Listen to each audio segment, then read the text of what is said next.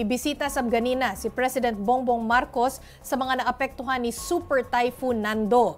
Gikan sa Cagayan, mubalita kanato si Mon Gualvez. Mon, kamusta naman ang pagsalubong ng mga taga-Cagayan kay PBBM at ano ang dala niyang tulong para sa mga residente dyan?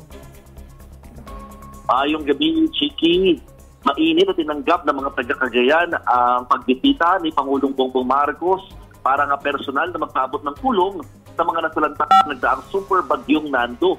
Ilan sa mga inihanda at ibinigay ni PBBM mismo ay mga family food tax at 10,000 pisong cash assistance sa mahigit 2,000 pamilya dito yan sa May Gonzaga at sa bayan ng Santa Ana. Habang inalalayan din at binigyan din ng ayuda ang mga magsasaka.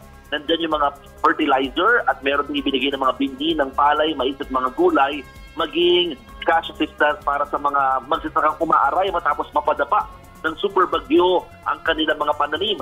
Binisita rin ni PBBM ang isang eskwelahan sa Santa Ana kung saan namigay siya ng mga learner's kit at family food tax para sa mga apektadong estudyante. Nagkaroon din doon ng libreng check-up para sa mga apektadong guro at mga mag-aaral. Chiki.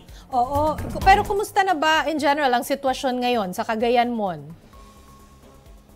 Awa ng Diyos, at least gumaganda, umaaliwalas na kahit paano ang lagay ng panahon dito sa Cagayan compared in the past days na sobrang sunod-sunod yung pagbuhos ng malakas na ulan. Kaya tumiming yung pagbisita ni Pangulong Bongbong Marcos. Bagamat hindi nila nang bisita yung bayan ng Calayan na pinaka-devastated. Ito yung pinaka-naapektuhan talaga ng pinsala ng super bagyong Nando.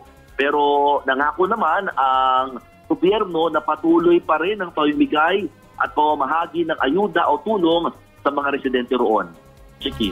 Okay, daghang salamat ug amping mo dinha Mon Gualvez.